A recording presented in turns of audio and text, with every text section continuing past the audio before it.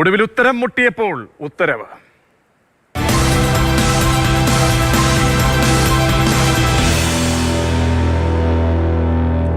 കോടതി ഉത്തരവുണ്ടായിട്ടും നഴ്സിംഗ് സൂപ്രണ്ടിനെ ജോലിയിൽ തിരികെ പ്രവേശിപ്പിക്കാത്ത സംഭവത്തിൽ മുട്ടുമടക്കിയിരിക്കുകയാണ് സർക്കാർ. PV അനിതയ്ക്ക് കോഴിക്കോട് മെഡിക്കൽ കോളേജിൽ തന്നെ നിയമനം നൽകും. ICU പീഡന കേസിൽ അതിജീവിതയ്ക്കൊപ്പം നിന്നതിന്റെ പേരിലുള്ള പ്രതികാര നടപടി വ്യാപകമായി വിമർശിക്കപ്പെട്ടതോടെയാണ് സർക്കാർ കീഴടങ്ങിയത്. ഉത്തരവിന്റെ വിശദാംശങ്ങൾ നൽകാൻ അമലും കോടതിയിലെ സർക്കാരിന്റെ നിലപാട്, ഒടുവിലത്തെ ഒളിച്ചുകളി, ഇതെല്ലാം വിവരിക്കാൻ ബിനിലും ചേരുന്നു. പിന്നീട് നമ്മൾ അതിഥിയിലേക്ക് പോകും. അമൽ, ഉത്തരവ് വരുന്ന സാഹചര്യം വളരെ പ്രധാനപ്പെട്ടതാണ്. കാരണം സർക്കാർ കഴിഞ്ഞ ദിവസം തിടുക്കത്തിൽ കോടതിയെ സമീപിച്ച് അവസാന നിമിഷവും ഒളിച്ചു കളിച്ചു. അനിതയെ തോൽപ്പിക്കാനുള്ള സകല ശ്രമങ്ങളും നടത്തി. പിന്നീട് മാതൃഭൂമി അടക്കമുള്ള മാധ്യമങ്ങളുടെ സാഹൂതമുള്ള ജാഗ്രത, അണപൊട്ടുന്ന രോഷം, പ്രതിഷേധം പ്രതിപക്ഷ സംഘടനകൾ ഏറ്റെടുക്കുന്ന സാഹചര്യം ഒക്കെ ആയപ്പോൾ സർക്കാർ എങ്ങനെയാണ് ഇപ്പോൾ തിരുത്തൽ വരുത്തിയിരിക്കുന്നത്? അമൽ, സർക്കാർ ഇതുവരെയും ന്യായീകരിക്കുകയായിരുന്നു. എങ്ങനെയെങ്കിലും അനിതയ്ക്ക് കോഴിക്കോട് നിയമനം നൽകാതിരിക്കാനുള്ള എല്ലാ വഴിയും സർക്കാർ പരിശോധിച്ചു. പക്ഷേ ആ വഴികളെല്ലാം അടയുന്ന അവസ്ഥയിലാണ് ഒടുവിൽ അനിതയ്ക്ക് കോഴിക്കോട് തന്നെ നിയമനം നൽകാനുള്ള തീരുമാനത്തിലേക്ക് സർക്കാർ എത്തുന്നത്. ഇടുക്കിയിലേക്ക് ഒരു മാറ്റമുണ്ടായിരുന്നു. അതിൽ പിന്നീട് ഹൈക്കോടതിയുടെ ഇടപെടൽ ഉണ്ടായി. ആ ഹൈക്കോടതി ഇടപെടൽ ഉണ്ടായിട്ടും അനിതയ്ക്ക് ജോലിയിൽ പ്രവേശിക്കാൻ കഴിയാതെ വന്ന അവസ്ഥയുണ്ടായിരുന്നു. കോടതിയലക്ഷ്യ ഹർജി അടക്കം ഇപ്പോൾ നിലനിൽക്കുന്നുണ്ട്. അത് കോടതി പരിഗണിക്കാനിരിക്കുന്നു. അങ്ങനെയുള്ള ഒരു അവസരത്തിൽ കോടതിയിൽ വിചിത്രമായ ചില ന്യായങ്ങൾ ഉന്നയിച്ചുകൊണ്ട് അനിതയ്ക്ക് മാത്രമല്ല മറ്റുള്ള ചില ആളുകൾക്ക് കൂടി നിയമനം നൽകേണ്ടതുണ്ട്. അതിനാൽ തന്നെ ഇപ്പോൾ ഇത് സാധ്യമല്ല എന്നുള്ള നിലപാടൊക്കെ സർക്കാർ എടുക്കുന്നത് കണ്ടു. മാത്രമല്ല, ആരോഗ്യമന്ത്രി ഈ വിഷയത്തിൽ ആദ്യമായി പ്രതികരിച്ചത് ആറന്മുളയിലാണ്. അവിടെ വെച്ച് പ്രതികരിച്ചപ്പോൾ പറഞ്ഞത് സർക്കാരിൻ്റെ ഭാഗത്തോ ആരോഗ്യവകുപ്പിൻ്റെ ഭാഗത്തോ ഒരു വീഴ്ചയും ഉണ്ടായിട്ടില്ല. ഇവരുടെ ഭാഗത്തു നിന്നും ഈ ICUവിൽ ഒരു സ്ത്രീ പീഡനത്തിന് ഇരയാകുന്ന സംഭവവുമായി ബന്ധപ്പെട്ട വിഷയമുണ്ടായി. ആ വിഷയത്തിൽ ഈ പറയുന്ന നഴ്സിംഗ് സ്റ്റാഫിന് വീഴ്ച ഉണ്ടായിട്ടുണ്ട് എന്ന കണ്ടെത്തൽ ശരിയാണ്. അതിൽ തങ്ങൾക്ക് തെറ്റ് പറ്റിയിട്ടില്ല എന്ന നിലപാട് ആവർത്തിക്കുകയാണ് ആരോഗ്യമന്ത്രി അടക്കം ചെയ്തത്. എന്തായാലും ഈ സമരം വലിയ തോതിൽ ജനശ്രദ്ധ നേടുകയും അതോടൊപ്പം തന്നെ വലിയ തോതിലുള്ള പിന്തുണ പൊതുസമൂഹത്തിൽ നിന്നും സമരത്തിൽ ലഭിക്കുകയും ചെയ്തു. ഏറ്റവും ഒടുവിൽ സർക്കാർ എന്തായാലും നിലപാടിൽ അയവ് വരുത്തുകയാണ്. അനിതയ്ക്ക് കോഴിക്കോട് തന്നെ നിയമനം നൽകാനുള്ള തീരുമാനത്തിലേക്ക് സർക്കാർ എത്തുകയാണ്. ആരോഗ്യവകുപ്പ് മുട്ടുമടക്കുകയാണ്. പ്രതീക്ഷ. ശരി, അമലാണ് തിരുവനന്തപുരത്ത് നിന്നും ഉത്തരവിന്റെ വിശദാംശങ്ങൾ നൽകിയത്. ബിനിലേക്ക് പോവാണ്. ബിനിൽ, അവസാന ദിവസം പോലും ഈ കോടതിയിലേക്ക് വളഞ്ഞ വഴിയിലൂടെ സഞ്ചരിച്ച് നീതി തല്ലിക്കെടുത്താനുള്ള നീക്കങ്ങൾ നടന്നു. റിവിഷൻ ഹർജിയിൽ എന്തൊക്കെ കാര്യങ്ങൾ അവസാനമായി സർക്കാർ ചൂണ്ടിക്കാട്ടിയിട്ടുണ്ട്? എന്താണ് കോടതിയിലെ നീക്കങ്ങൾ നടന്നത്? പ്രജീഷ്, ആരോഗ്യമന്ത്രി പുറത്തു പറഞ്ഞ വീഴ്ചകളെക്കുറിച്ചൊന്നും ഹൈക്കോടതിയിൽ നൽകിയിരിക്കുന്ന റിവ്യൂ ഹർജിയിൽ സർക്കാർ പറയുന്നില്ല. 18 പേർ കോഴിക്കോട്ടെ നഴ്സിംഗ് ഓഫീസറുടെ പുതിയ തസ്തികയിലേക്ക് അങ്ങോട്ടേക്ക് സ്ഥലം മാറ്റം ആവശ്യപ്പെട്ട് രംഗത്തുണ്ട്. അതുകൊണ്ട് അനിതയ്ക്ക് അവിടെ നിയമനം നൽകാൻ കഴിയില്ല. അതാണ് സർക്കാരിൻ്റെ പുതിയ വാദം. ഇന്നലെയാണ് ആ റിവ്യൂ ഹർജി കോടതിയിൽ ഫയൽ ചെയ്തത്. ഈ റിവ്യൂ ഹർജി ഫയൽ ചെയ്യാനുള്ള ഒരു പ്രധാനപ്പെട്ട കാരണം അനിത നിയമനം നൽകാത്തതിനെതിരെ കോടതിയലക്ഷ്യ ഹർജി നൽകിയിരിക്കുകയാണ്. തിങ്കളാഴ്ച കോടതിയലക്ഷ്യ ഹർജി ഡിവിഷൻ ബെഞ്ചിന്റെ മുന്നിലേക്ക് എത്തുകയാണ്. അപ്പോൾ ആ കോടതിയിൽ നിന്ന് കൂടുതൽ കടുത്ത നടപടികൾ ഒഴിവാക്കുക, ആ ഉദ്ദേശത്തോടു കൂടി തന്നെയാണ് പുതിയ വാദങ്ങളുമായി, കേട്ടുകേൾവിയില്ലാത്ത പുതിയ വാദങ്ങൾ ഉയർത്തിക്കൊണ്ട് ഇപ്പോൾ ഒരു റിവ്യൂ ഹർജി നൽകിയിരിക്കുന്നത്. എന്തായാലും അതിൽ ഈ അച്ചടക്ക നടപടിയെക്കുറിച്ചോ വീഴ്ചകളെക്കുറിച്ചോ ഒന്നും തന്നെ പറയുന്നില്ല. കാരണം ആ ഭാഗങ്ങളൊക്കെ തന്നെ പരിശോധിച്ച ശേഷമാണ് കഴിഞ്ഞ മാർച്ച് 1 ഹൈക്കോടതി തിരികെ അനിതയ്ക്ക് നിയമനം നൽകാൻ ഉത്തരവിട്ടത്. കോടതി അപ്പോൾ തന്നെ നിയമനം നൽകാൻ ഉത്തരവിട്ടില്ല. കാരണം അവിടെ അനിതയ്ക്ക് പകരം മറ്റൊരാളെ നിയമിച്ചിരുന്നു. അവരുടെ കാര്യം കൂടി കോടതി പരിഗണിച്ചുകൊണ്ടാണ് ഏപ്രിൽ 1 ഒരു പുതിയ തസ്തിക അവിടെ ഒഴിവ് വരുന്നുണ്ട്. ആ ഒഴിവ് വരുന്ന തസ്തികയിലേക്ക് അനിതയെ നിയമിക്കണമെന്ന് നിർദ്ദേശിച്ചത്. അന്ന് ഒഴിവ് വരുന്ന കാര്യമടക്കം സർക്കാർ അഭിഭാഷകൻ തന്നെയാണ് കോടതിയിൽ സമ്മതിച്ചത്. ആ ഒരു ഘട്ടത്തിലാണ് കോടതി ഉത്തരവിട്ടത്. ഇതിൽ കോടതി ഉത്തരവ് സംബന്ധിച്ച് പഠിക്കാൻ സമയമെടുത്തു വന്ന സർക്കാരിൻ്റെ വാദങ്ങൾ നമുക്കത് കേട്ട് രസിക്കുകയല്ലാതെ മറ്റൊന്നും ചെയ്യാൻ കഴിയില്ല. കാരണം മാർച്ച് 1 വന്ന ഉത്തരവാണ്. കഴിഞ്ഞ 31 ദിവസം മാർച്ച് 31 വരെ ഉണ്ടായിരുന്നു അത് പഠിക്കാൻ. പക്ഷേ അത് പഠിക്കുകയോ അതിലൊരു നടപടിയും എടുത്തില്ല. ഒടുവിൽ കോടതി ഉത്തരവ് നടപ്പാക്കാതിരിക്കാൻ എന്തൊക്കെ മാർഗമുണ്ട് എന്നത് ആലോചിച്ച് നടക്കുകയായിരുന്നു സർക്കാർ. വലിയ പ്രതിഷേധം വന്നു. അത് തിരിച്ചടിക്കുമോ എന്നൊരു ഘട്ടം വന്നപ്പോഴാണ് ഇപ്പോൾ ഒരു റിവ്യൂ ഹർജി, കോടതിയിൽ ഒരു റിവ്യൂ ഹർജി നടത്തി അതിലൂടെ ഒരു നേട്ടമുണ്ടാക്കാനുള്ള ശ്രമം നടത്തിയത്. എന്തായാലും അതൊന്നും ഫലം കാണുന്നില്ല എന്നതാണ് ഇപ്പോഴത്തെ സർക്കാരിന്റെ വീണ്ടും വിചാരത്തിൽ നിന്ന് നമുക്ക് മനസ്സിലാക്കേണ്ടത്. ശരി, ബിനിലും വിവരങ്ങൾ നൽകിയായിരുന്നു കോടതിയിൽ നിന്നും. അതിഥികളിലേക്ക് നമ്മൾ പോവുകയാണ്. അഡ്വക്കേറ്റ് വിവേക് വി സി, ഇടത് സഹയാത്രികനും, ഒപ്പം ദിനേശ് പെരുമണ്ണ, കോൺഗ്രസ് നേതാവും കൂടി ചേരുന്നുണ്ട്. നഴ്സിൻ്റെ പ്രതികരണം നമ്മൾ കേട്ടു. അതിജീവിതയും വളരെ സന്തോഷത്തോടു കൂടി സർക്കാരിൻ്റെ നിലപാടിനെ സ്വാഗതം ചെയ്തു. ഒപ്പം നിന്നവർക്കൊക്കെ തന്നെ അവർ നന്ദിയും അറിയിക്കുന്നുണ്ട്. ശ്രീ ദിനേശ് പെരുമണ്ണയിലേക്ക്. ശ്രീ ദിനേശ് പെരുമണ്ണ, അതിജീവിതയെ സംബന്ധിച്ചോളം ഏറ്റുവാങ്ങിയ പീഡനങ്ങൾ, ആ അതിജീവിതയ്ക്ക് ഒപ്പം നിന്ന ഒരു നഴ്സിംഗ് ഓഫീസർക്ക് നേരിടേണ്ടി വന്ന ഘട്ടങ്ങൾ, അവിടെയാണ് സർക്കാർ കാട്ടിയ പിടിവാശി, സർക്കാർ കാണിച്ച ഒളിച്ചുകളി, അതൊക്കെ തന്നെ സർക്കാർ തന്നെ തിരിച്ചടിയായി വരുന്നു. ഉത്തരം മുട്ടിയപ്പോൾ മുട്ടുമടക്കേണ്ടി വരുന്ന ഒരു അവസ്ഥയാണ്. അപ്പോഴും നമ്മൾ ചോദിക്കുന്ന ഒരു ചോദ്യമുണ്ട്, ആർക്ക് വേണ്ടിയായിരുന്നു സർക്കാരിൻ്റെ ഈ ഒളിച്ചുകളി? കോടതിയെപ്പോലും വെല്ലുവിളിച്ചുകൊണ്ടുള്ള ഒരു ധാർഷ്ട്യം കാട്ടിയത് ആർക്ക് വേണ്ടിയാണ്? ആരാണ് ഇതിന് പിന്നിൽ? അതിനുള്ള ഉത്തരമാണ് ആദ്യം തേടുന്നത് താങ്കളിൽ നിന്ന്. ഇതിൽ കൃത്യമായിട്ടും വേട്ടക്കാരനായിട്ടുള്ള പീഡന വീരനെ രക്ഷിക്കുന്നതിന് വേണ്ടിയാണ് ഇത് നടത്തിക്കൊണ്ടിരിക്കുന്നത്. എന്തിനാണ് ഈ സിസ്റ്ററെ ഇങ്ങനെ വേട്ടയാടുന്നത്? ഇവർ പറഞ്ഞതിൻ്റെ അടിസ്ഥാനത്തിൽ കോഴിക്കോട് മെഡിക്കൽ കോളേജിൽ ഇവിടെയുള്ള നഴ്സിംഗ് സൂപ്രണ്ട് ആവശ്യപ്പെട്ടതിൻ്റെ അടിസ്ഥാനത്തിലാണ് ആ പീഡനം നടന്നതിന് ശേഷം തൈറോയിഡ് സർജറി കഴിഞ്ഞ് അനസ്തേഷ്യ മയക്കത്തിൽ കിടക്കുന്ന അതിജീവിതയെ ICUവിൽ വെച്ച് പീഡിപ്പിച്ച അതിനുശേഷമാണ് 20-ാം വാർഡിലേക്ക് ഇവരെ മാറ്റുന്നത്. ഈ അതിജീവിതയെ ഒരു വാർഡിൽ പരമാവധി 40-45 ബെഡുകളാണുള്ളത്. എന്നാൽ 100-150 വരുന്ന രോഗികളെ ഈ 2 നഴ്സസ്മാരാണ് ഒരു വാർഡിൽ നോക്കുന്നത്. അതിൽപ്പെട്ട ഒരു സീനിയർ നഴ്സിംഗ് ഓഫീസറാണ് PB അനിത. അന്ന് അവർ ചെയ്ത ജോലി അത് ചെയ്തുകൊണ്ടിരിക്കുന്നതിനിടയിൽ ആ വാർഡിൽ പലരും വരുന്നു, പലരും പോകുന്നു. പക്ഷേ അവിടെ തിരിച്ചറിയൽ പരേഡിന് ശേഷമാണ് ഇങ്ങനെയുള്ള ആളുകൾ വന്നുപോയി എന്ന് ഇവരോട് ആവശ്യപ്പെട്ടതിൻ്റെ അടിസ്ഥാനത്തിൽ ഇവർ റിപ്പോർട്ടിൽ ആ പേരുകൾ എഴുതി കൊടുക്കുന്നത്.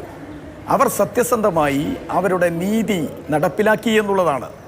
അതിജീവിതയെ 164 സ്റ്റേറ്റ്മെൻറ്റ് കൊടുത്ത അതിജീവിതയെ ഭീഷണിപ്പെടുത്താൻ, അതിൽ നിന്നും പിന്തിരിപ്പിക്കാൻ NGO യൂണിയനിൽപ്പെട്ടിട്ടുള്ള 5ഓളം വരുന്ന ജീവനക്കാരികളാണ് അവിടെ എത്തിയത്.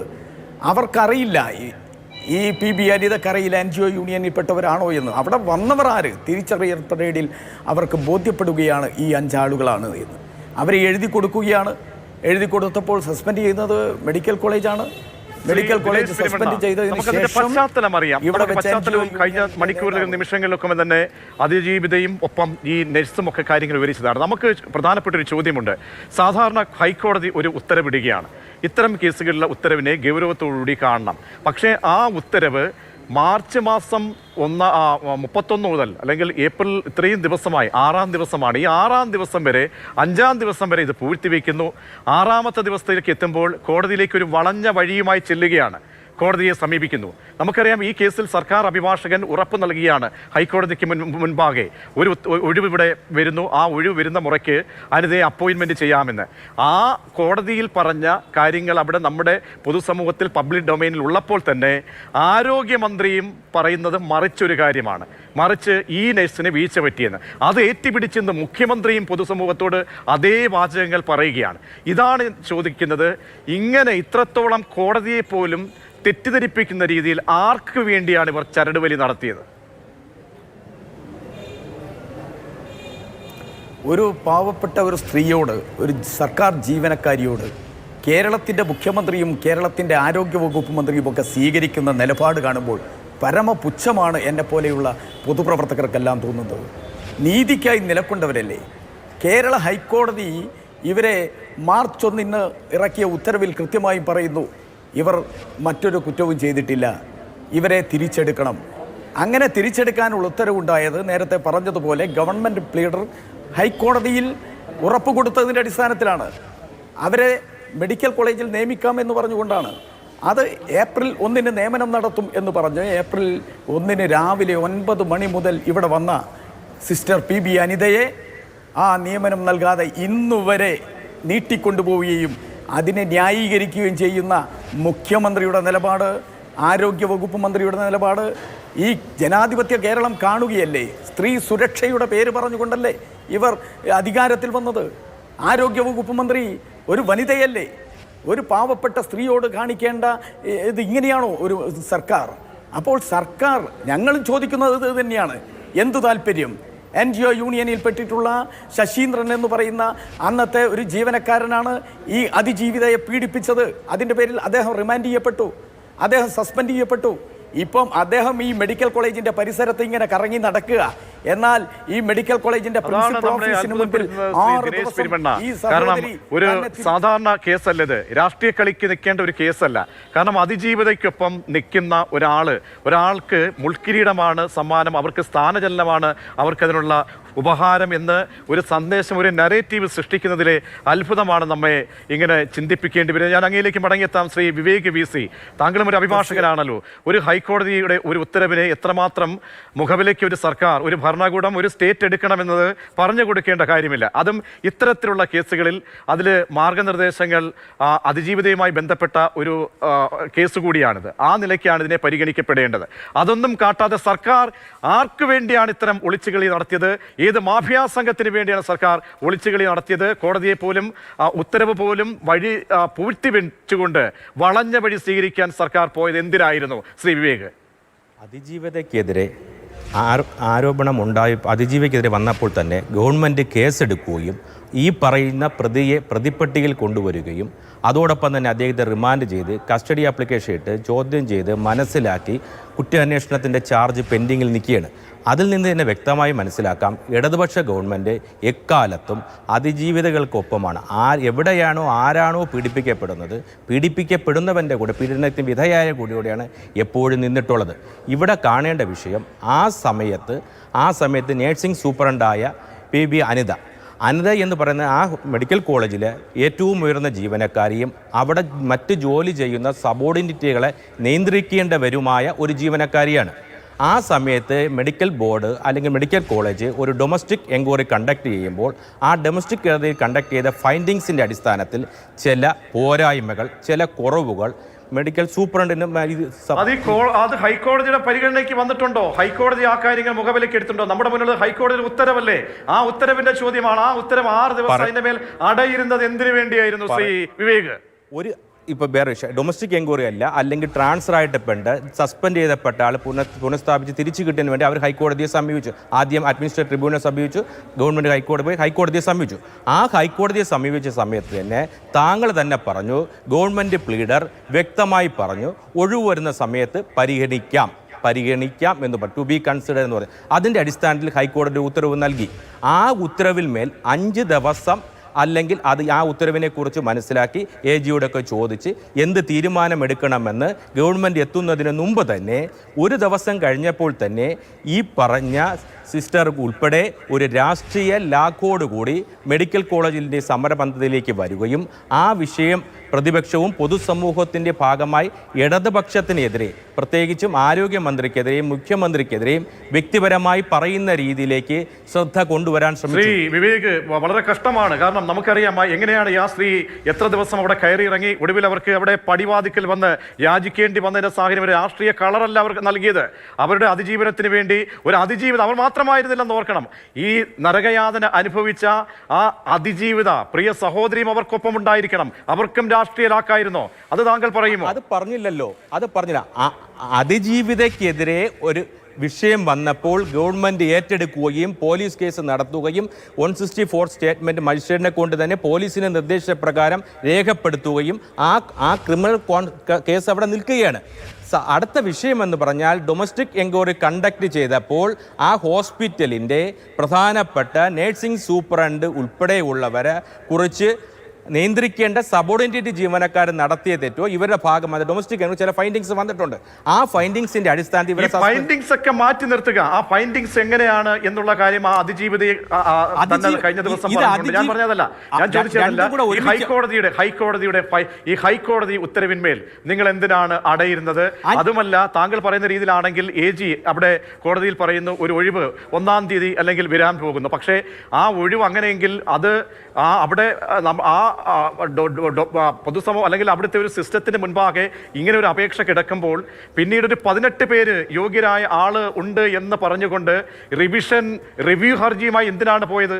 അതിന്റെ ചേതോവികാരം എന്തായിരുന്നു അവിടെ? അതാണല്ലോ പറഞ്ഞു വന്നത്. ഒരു ഉത്തരവ് ഒരാൾ സമ്പാദിച്ചു കഴിഞ്ഞാൽ ആ ഉത്തരവ് നടപ്പാക്കുന്നതിൻ്റെ ഒരു മാർഗമുണ്ട്. ഹൈക്കോടതി ഒരു ഉത്തരവ് പറഞ്ഞാൽ കോടതി ഒരു ഉത്തരവ് പറഞ്ഞു, ആ ഉത്തരവ് എതിർഭാഗം ചെയ്യുന്നില്ല എങ്കിൽ ആ എതിർഭാഗത്തിൻ്റെ സ്ഥാപനത്തിലേക്ക് സമരമായിട്ടാണ് പോകേണ്ടത്. ഈ കോടതി തന്നെ അത് ബോധ്യപ്പെടുത്താമല്ലോ. ഞാൻ ഇങ്ങനെ ഉത്തരവ് സമ്പാദിച്ചു, എന്നെ ആ സ്ഥലത്തേക്ക് എടുക്കുന്നില്ല, എന്ത് ചെയ്യണം എന്ന് ചോദിച്ച് കണ്ടംപ്റ്റ് വെച്ച് പോലോ.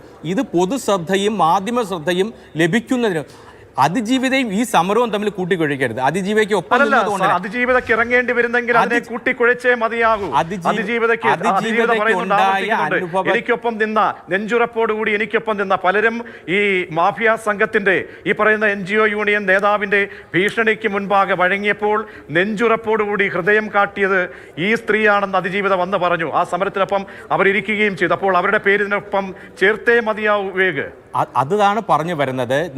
മേലുദ്യോഗസ്ഥൻ കഴിഞ്ഞ ദിവസം കർണാടകയിലെ പ്രഥമ അധ്യാപകനെ ഗവൺമെൻറ് സസ്പെൻഡ്. കാര്യം എന്താണ്? ക്ലാസ്സിലെ അധ്യാപകൻ ഒരു കുട്ടിയെ പരിശോധിച്ചതിൻ്റെ അടിസ്ഥാനത്തിൽ അതിന് കാരണക്കാരനാരാണ്? പ്രിൻസിപ്പാൾ കാരണക്കാരനോ? അല്ല, പ്രിൻസിപ്പാൾ ആ അധ്യാപകനെ നിയന്ത്രിക്കേണ്ട ഉത്തരവാദിത്വമുണ്ട്.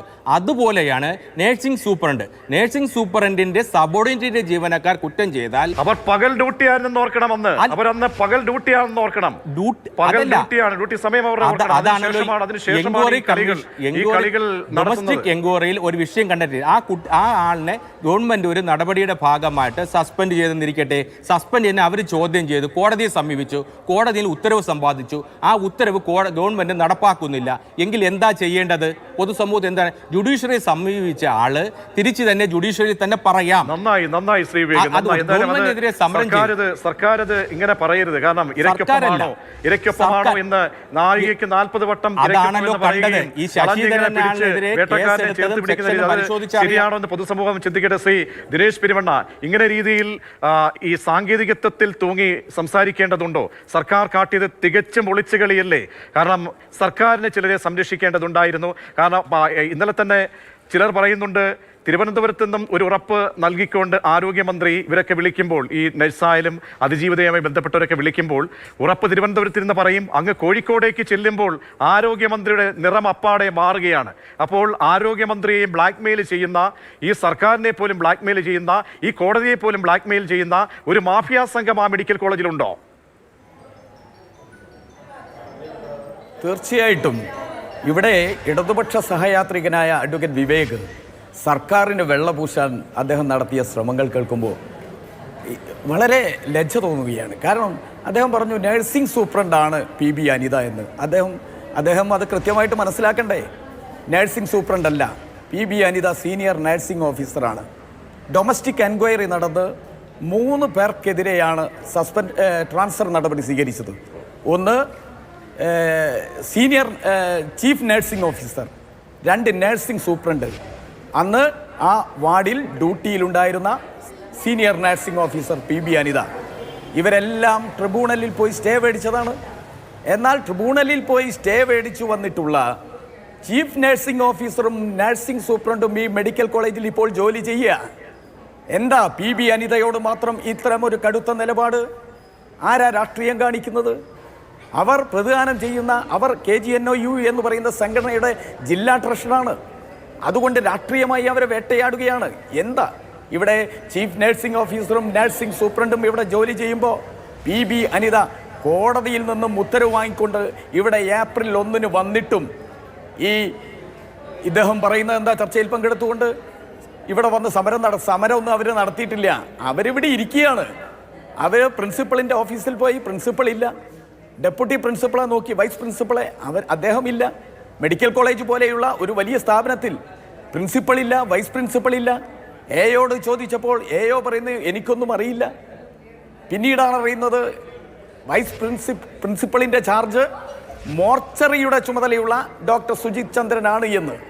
മോർച്ചറിയിൽ തന്നെ അദ്ദേഹം പ്രയാസപ്പെടുക. ഇവിടെ മോർച്ചറിയിൽ പോസ്റ്റ്മോർട്ടം പോലും നടത്തുന്നത് വെള്ളമില്ലാതെ തടസ്സപ്പെട്ട ആശുപത്രിയാണ്. അപ്പോൾ അങ്ങനെയുള്ള ഒരു പ്രധാനപ്പെട്ട ചുമതല വഹിക്കുന്ന ആളെ തലയിൽ ഇത് ഇട്ടിട്ട് പ്രിൻസിപ്പളും പോയി, വൈസ് പ്രിൻസിപ്പളും പോയി, AO എന്ന് പറയുന്ന ആ ജീവനക്കാർ, ഉയർന്ന ജീവനക്കാരൻ പറയാ ഞങ്ങൾക്ക് കോടതിയുടെ ഉത്തരവ് കിട്ടിയിട്ടില്ല. എൻ്റെ ചോദ്യം തീർച്ചയായും ദിനേശ് പെരുമണ്ണ, എല്ലാ രീതിയിലും സാങ്കേതികത്വം പറഞ്ഞ് വാതിലുകൾ അടയ്ക്കുന്നതാണ് നമ്മൾ 6 ദിവസവും കണ്ടത്. ഞാൻ ഒരു കാര്യം കൂടി ചോദിച്ചത്, കാരണം ഇന്നിപ്പോൾ സർക്കാർ ഉത്തരവ് തിരുത്തി എല്ലാം അങ്ങ് കൈകടഞ്ഞ് പോയാൽ പോരല്ലോ. കാരണം ഇനി ആ നഴ്സിന് ഔദ്യോഗികമായി മാധ്യമങ്ങളിലൂടെ പ്രതികരിക്കാൻ പല തടസ്സങ്ങളും ഉണ്ടായിരിക്കാം. അതുകൊണ്ടാണ് അവരെ ബന്ധപ്പെട്ടപ്പോൾ അവർ ആ ഒരു ബുദ്ധിമുട്ട് പറയുകയും ചെയ്തത്. അതുകൊണ്ടാണ് നമ്മളിപ്പോൾ ഈ ഘട്ടത്തിൽ പ്രതികരണം തേടാത്തത്. പക്ഷേ ഇതിന് പിന്നിൽ കളിച്ച ആരായാലും അവരെ ഈ പൊതുസമൂഹത്തിലേക്ക് പൊതുസമൂഹം അറിയേണ്ടതല്ലേ? എന്തിനു വേണ്ടിയാണ് സർക്കാർ ഇത്രത്തോളം സ്വയം വികൃതമായത്? ഈ കോടതി ഉത്തരവിൽ പോലും ഇത്തരത്തിൽ വെള്ളം ചേർക്കാത്ത വളഞ്ഞ വഴി സ്വീകരിച്ചത് എന്തിനാണ്? മാത്രമല്ല, ഒരു സന്ദേശമുണ്ടല്ലോ, നമ്മൾ അതിജീവിതമാരെ, ഇരകളെ ചേർത്ത് പിടിക്കുന്ന ആളുകൾക്ക് അവർ സഹായിച്ചു കഴിഞ്ഞാൽ അവർക്ക് ഫലം ഇതാണ്. ഇന്നത്തെ കാലത്ത് ഏതെങ്കിലും ഒരു ചെറിയ കേസിൽ പോലും ആളുകൾ മൊഴി നൽകാൻ വിസമ്മതിക്കുന്ന കാലമാണ്. അപ്പോൾ ഇത്തരത്തിലുള്ള കേസുകളിൽ നൽകുന്ന ഒരു സന്ദേശമുണ്ട്, അത് വലുതാണ്. പിന്നെ ഈ നഴ്സ് പറയുന്നുണ്ട്, ഒരു NGO യൂണിയൻ നേതാവ് ഒരു ഗുണ്ടയെ പോലെ അവിടെ നിന്നും ഭീഷണിപ്പെടുത്തുന്നുണ്ട്. അതാരാണ് ശ്രീ ദിനേശ് പെരുമണ്ണ? തീർച്ചയായിട്ടും NGO യൂണിയൻ്റെ നേതാവാണ്. ഹംസ എന്ന് പറയുന്ന NGO യൂണിയൻ്റെ നേതാവാണ് ആശുപത്രിയുടെ കവാടത്തിൽ വെച്ച് അവരെ ഭീഷണിപ്പെടുത്തിയത്. സിനിമാ ശൈലിയിലാണ് അവരോട് പറഞ്ഞത്, നിങ്ങളെ തട്ടും, ഇവിടെ നിന്ന് ഇടുക്കിയിലേക്കോ കേരളത്തിൽ ഒഴിവുള്ള ഏതിടങ്ങളിലേക്കോ കൊണ്ടുപോകുമെന്നാണ് പറഞ്ഞത്. ഭരണകക്ഷിയുടെ സർക്കാർ ജീവനക്കാരനായിട്ടുള്ള നേതാവാണ് പറയുന്നത് ഭീഷണിപ്പെടുത്തുന്നവരെ. ഇവിടെയുള്ള പൊതുസമൂഹം ഞങ്ങളെല്ലാം അവരോടൊപ്പമുണ്ട്. കാരണം ഇവിടെ അനീതി ചെയ്യുന്നവരെ സംരക്ഷിക്കുകയാണ് സർക്കാരും മന്ത്രിയും. ആരോഗ്യവകുപ്പ് മന്ത്രി സഭയ്ക്കകത്തൊന്ന് പറയും, പുറത്തൊന്ന് പറയും. ഹർഷിനയുടെ സമരം നടന്ന കോഴിക്കോട് മെഡിക്കൽ കോളേജിന്റെ മുൻവശമാണ്, നമുക്കറിയാമല്ലോ. അന്ന് 104 കാര്യം പറഞ്ഞു കഴിഞ്ഞാൽ നമുക്ക് ഒരുപാട് പറയേണ്ടി വരും ശ്രീ ദിനേശ് പെരുമണ്ണ. കാരണം ഹർഷയുടെ സമരം ഓരോ ദിവസവും മാതൃഭൂമി ന്യൂസ് എത്ര ദിവസങ്ങളിൽ ഇത് ചർച്ച ചെയ്തു. അന്നൊക്കെ ഓരോ കാര്യങ്ങൾ പറഞ്ഞ് തടി തപ്പുന്ന ആരോഗ്യമന്ത്രിയെ കാണും. ഈ ആരോഗ്യമന്ത്രി ഒരുപക്ഷെ നമുക്ക് പലപ്പോഴും സഹതാപം തോന്നാറുണ്ട്. വാക്കുകൾ പറയുകയും പിന്നീട് സമർത്ഥമായി തന്നെ പിന്നീടത് മാധ്യമങ്ങൾക്ക് മുന്നിൽ വഴിമാറ്റുന്നു. പിന്നെ അവസാനം ഓരോ ദിവസവും സ്വയം വികൃതമായി അവസാനം പഴയ വഴിക്ക് തന്നെ പോകുന്ന ആരോഗ്യമന്ത്രിയാണ് ഈ ആരോഗ്യവകുപ്പുമായിട്ട് നമ്മൾ കണ്ടിട്ടുള്ളത്. എന്തായാലും നമുക്കൊരു ചെറിയ അഡ്വക്കേറ്റ് വിവേക്, ഈ കേസൊരു ഹൈക്കോടതി മുന്നിലേക്ക് എത്തുമ്പോൾ ഒരു പെൻഡിങ് കേസല്ല. പെൻഡിങ് കേസാണെങ്കിൽ നമുക്കറിയാം, സാവകാശം കോടതിയിലേക്ക് സർക്കാരിൻ്റെ നിലപാടുകളൊക്കെ അറിയിച്ച് മുന്നോട്ട് പോകാം. ഇതൊരു ഇഷ്യൂ ഓർഡർ ചെയ്ത ഒരു കേസിൽ കാണിക്കുന്ന ഈ മെല്ലെപ്പോക്കും ഇത്തരത്തിലുള്ള ചില നീക്കങ്ങളുമൊക്കെയാണ് ഈ വിഷയത്തിൽ നമുക്ക് സംശയം ബലപ്പെടുത്തുന്നത്. ഒരു NGO യൂണിയൻ നേതാവ് വിചാരിച്ചാൽ എല്ലാം അട്ടിമറിക്കപ്പെടും അവിടെ എന്നുള്ളത് എന്ത് സന്ദേശമാണ് നൽകുന്നത്? അപ്രകാരം ഒരു സംഭവം NGO യൂണിയൻ വിചാരിച്ചാണോ നിയമനവും മറ്റു കാര്യങ്ങളും നടക്കുന്നത്? അല്ല. അവർക്കുണ്ടായ ഒരു ബുദ്ധിമുട്ട് അവർ കോടതിയെ സമീപിച്ചു. കോടതിയിൽ നിന്ന് ഒരു താൽക്കാലിക ഉത്തരവ് കിട്ടി. ആ ഉത്തരവ് നടപ്പാക്കുന്നതിൽ ഉണ്ടാകുന്ന വീഴ്ച ഉണ്ടായിട്ടുണ്ടെങ്കിൽ അവർ കോടതിയെ സമീപിക്കണമായിരുന്നു. അങ്ങനെ ഒരു വീഴ്ച ഉണ്ടായില്ല. 5 ദിവസം എന്ന് പറയുന്നത് നമ്മൾ അതിന് ഭീമമായ ദിവസങ്ങളാക്കി മാറ്റേണ്ട ആവശ്യമില്ല. അത് കൃത്യമായ ഡൈസിലെത്തി അത് പരിശോധിച്ച് ആ ഉത്തരവ് നടപ്പാക്കുന്നുണ്ടോ ഇല്ലയോ എന്ന് പരിശോധിക്കാൻ ഈ കക്ഷിക്കും ഈ കക്ഷിയുടെ അഭിഭാഷകനും കോടതിയെ സമീപിക്കാമായിരുന്നു. ഞാൻ നേരത്തെ പറഞ്ഞതുപോലെ തന്നെയാണ്, ഇത് വ്യക്തമായി അജണ്ടയോടുകൂടി നടപ്പാക്കിയതാണ്. ഒരാൾ നീതി നിഷേധിക്കുമ്പോൾ കോടതിയെ സമീപിച്ചു. ആ നീതി നിഷേധിക്കുന്ന ഭാഗമായി ഉത്തരവ് കിട്ടിയെങ്കിൽ അതിൻ്റെ അടിസ്ഥാനത്തിൽ തന്നെ അവിടെ സമീപിക്കണമായിരുന്നു. അവർ ചെയ്തതെന്താണ്? ഈ തിരഞ്ഞെടുപ്പ് കാലത്തിൽ അതിജീവിതകൾക്കൊപ്പമല്ല ഇടതുപക്ഷ ഗവൺമെൻറ്റുകളെന്ന് ചിത്രീകരിക്കുന്നതിന് വേണ്ടി സമയം കണ്ടെത്തുന്നതിന് വേണ്ടി ശ്രമിച്ചു. കേരളത്തിൻ്റെ ചരിത്രവും ഇന്ത്യയുടെ ചരിത്രവും ലോകത്തിൻ്റെ ചരിത്രവും പരിശോധിച്ചാൽ ഇടതുപക്ഷ പ്രസ്ഥാനങ്ങൾ മുഴുവനും ആരോടൊപ്പമാണ് എക്കാലവും നിലനിന്നതെന്നും ആരോടൊപ്പമാണ് നിലനിൽക്കുന്നതെന്നും പൊതുസമൂഹത്തിന് വ്യക്തമായിട്ടറിയാം. അത് ഒരു രാജ്യത്തായാലും ചെറു രാജ്യങ്ങളിലായാലും എവിടെയായാലും ഇടതുപക്ഷത്തിന് അതിൻ്റേതായ നിലപാടുകളുണ്ട്. ആ അടിസ്ഥാന നിലപാടുകളിൽ നിന്ന് ഒരു ഇടതുപക്ഷ നേതാക്കന്മാരോ ഇടതുപക്ഷത്തിൻ്റെ പ്രവർത്തകരോ പിന്മാറില്ല. ഇവിടെ പൊതുസമൂഹത്തിനിടയിൽ ഒന്ന് ചിത്രീകരിക്കുവാൻ കഴിഞ്ഞു. വലിയൊരു വിഷയമാണ് ആയിരിക്കും അവരെ സംബന്ധിച്ച്. അവരൊരു ട്രാൻസ്ഫർ കിട്ടി. ഒരു ഗവൺമെൻറ് ജീവനക്കാരി ഗവൺമെൻറ്റിൻ്റെ ഏത് സ്ഥാപനത്തിലേക്കും ജോലിക്ക് പോകാനും ട്രാൻസ്ഫർ ചെയ്യുവാനും ചെയ്താൽ പോകാൻ അർഹതയുണ്ട്, പോവേണ്ടതാണ്. പക്ഷേ എന്തെങ്കിലും കാരണത്താൽ പോകാൻ കഴിഞ്ഞില്ലെങ്കിൽ അവർ കോടതിയോ ഹയർ ഓഫീസിനെയോ സമീപിക്കും. ആ രീതിയിൽ അവർ സമീപിച്ചതാ. ആ രീതിയിൽ സമീപിച്ച് അവർ ഒരു ഉത്തരവും നേടി. ശരി, താങ്കൾ പറയുന്നതിന്റെ രത്നച്ചുരുക്കം ഇത് രാഷ്ട്രീയ കളി എന്നുള്ളതാണ്. ഞാൻ സമയക്കുറവുണ്ട്, ഇടപെടുകയാണ്. ശ്രീ ദിനേശ് പെരുമണ്ണ പറഞ്ഞത് കേട്ട് കാണുമല്ലോ ഇടത് സഹയാത്രികനൊപ്പം. ഇനി ഇപ്പോൾ ഉത്തരവ് കൈപ്പറ്റാൻ പോകുന്നു, അതിൻ്റെ നടപടികളിലേക്ക് പോകുമ്പോൾ വീണ്ടും ഒരു അധോലോക സംഘത്തിൻ്റെ നീചക്കൂട്ടങ്ങൾക്കിടയിലാക്കാണ് ഈ നഴ്സ് പോകുന്നത്. കാരണം ഒരുപാട് പ്രബലരെ വെല്ലുവിളിച്ച് ഒറ്റയാൽ പോരാട്ടം നടത്തിയാണ് തിരികെ കയറുന്നത്. അവിടെ സ്വതന്ത്രമായി ജോലി ചെയ്യാൻ കഴിയുമെന്ന പ്രതീക്ഷ താങ്കൾക്കുണ്ടോ? അങ്ങനെ ഒരു ആശങ്കയുണ്ടോ? ഞങ്ങൾ ഈ നീതിക്കായി നിലകൊണ്ടിട്ടുള്ള അതിൻ്റെ പേരിലാണല്ലോ അവർ ഇപ്പോൾ ഈ അനുഭവിച്ചു കൊണ്ടിരിക്കുന്നതെല്ലാം. ഇവിടെ ഞാൻ സമയക്കുറവ് കൊണ്ട് ദീർഘമായി പറയുന്നില്ല, പക്ഷേ ഇവിടെ സംസാരിച്ച അഡ്വക്കേറ്റ് അദ്ദേഹം പറഞ്ഞത് ഇവർക്ക് കോടതിയെ സമീപിച്ചുകൂടെ എന്നൊക്കെയാണ്. ഇവരെ ട്രാൻസ്ഫർ ചെയ്തത് എങ്ങനെയാണ്? ട്രാൻസ്ഫർ ചെയ്ത 5 മിനിറ്റിനകം ഇവർ മെഡിക്കൽ കോളേജിൽ നിന്ന് വീട്ടിലേക്ക് പോകുമ്പോൾ അവർക്ക് ട്രാൻസ്ഫർ ഓർഡർ അടിച്ചു കൊടുക്കുക. എന്നിട്ട് അവരോട് പറയുന്നു, ഇത് നിങ്ങൾക്ക് ട്രാൻസ്ഫർ വന്നിരിക്കുന്നു. അപ്പോൾ തന്നെ 5 മിനിറ്റിനകം തിരുവനന്തപുരം മെഡിക്കൽ കോളേജിൽ അവിടെ ജോലി ചെയ്തുകൊണ്ടിരുന്ന ലീവിൽ കഴിയുന്ന പൗളി കെ ജോസഫ് എന്ന് പറയുന്ന സീനിയർ നഴ്സിംഗ് ഓഫീസറെ കോഴിക്കോട്ട് ഇവിടെ താമസിപ്പിച്ച് റിലീവിംഗ് ഓർഡർ പോലും നൽകാതെ സ്പാർക്ക് വഴി റിലീവിംഗ് ഓർഡർ അതിനുശേഷം നൽകിയാണ് 5 മിനിറ്റിനകം അവരെ ഇവിടെ നിയമിക്കുന്നത്. ഞങ്ങളുടെ ചോദ്യം, ഹൈക്കോടതിയിൽ നിന്ന് ഉത്തരവുണ്ടായിട്ടും ഇത്രയും ദിവസം കാത്തുനിന്ന ആ നിലപാട് എന്നിട്ട് കോടതിയിൽ പോയിക്കോ എന്ന് പറയുന്നത് ഇവിടെ ഇടതുപക്ഷത്തിൻ്റെ നയമാണോ? ഇത് ഇടതുപക്ഷ സർക്കാരിൻ്റെ നയമാണോ? ഇതൊക്കെ ഇങ്ങനെ വേട്ടയാടൽ. ഇവിടെ ഞാൻ പറയുന്നു, ഈ സിസ്റ്റർ ഇവരെ ഇവിടെ നിയമിച്ചു കഴിഞ്ഞാൽ ഞങ്ങൾക്കറിയാം ഇവിടെ പ്രവർത്തിക്കുന്ന മന്ത്രിയേക്കാൾ ശക്തിയുള്ള മന്ത്രാലയം ഇവിടെയുണ്ട് എന്ന് ഞങ്ങൾക്കറിയാം. പക്ഷേ കാക്കാൻ ഞങ്ങളുണ്ട്. ഇവിടെയുള്ള പൊതുസമൂഹം സീനിയർ നഴ്സിംഗ് ഓഫീസറായ PB അനിതക്ക് ഐക്യദാർഢ്യം പ്രഖ്യാപിച്ച് പിന്തുണ പ്രഖ്യാപിച്ച് അവരോടൊപ്പം ഈ പോരാട്ടത്തിൽ ഞങ്ങൾ ഉണ്ടാകും. അവരെ കാക്കാൻ ഞങ്ങളുണ്ട്. തീർച്ചയായും. എന്തായാലും കോഴിക്കോട് മെഡിക്കൽ കോളേജിലെ ഭൂരിപക്ഷം ആളുകളും നല്ലവരായ ജീവനക്കാരാണ്. അതിൽ ചില പുഴുക്കുത്തുകൾ അവരെയാണ് നമ്മൾ ചൂണ്ടിക്കാട്ടുന്നത്. എന്തായാലും കേരളം ഒരുമിച്ച് നിന്നു. മാധ്യമങ്ങൾ, മാതൃഭൂമി ഉൾപ്പെടെ വലിയൊരു ദൗത്യം ഏറ്റെടുത്താണ് മുന്നോട്ട് പോയത്. അതിൻ്റെ ഒരു വിജയം കൂടിയാണ് ഇന്ന് കാണുന്നത്. അനിത സിസ്റ്റർക്ക് നീതി ലഭിച്ചിരിക്കുന്നു. സർക്കാരിന് മുട്ടുമടക്കേണ്ടി വന്നിരിക്കുന്നു. ചർച്ചയിൽ പങ്കെടുത്ത അതിഥികൾക്ക് നന്ദി.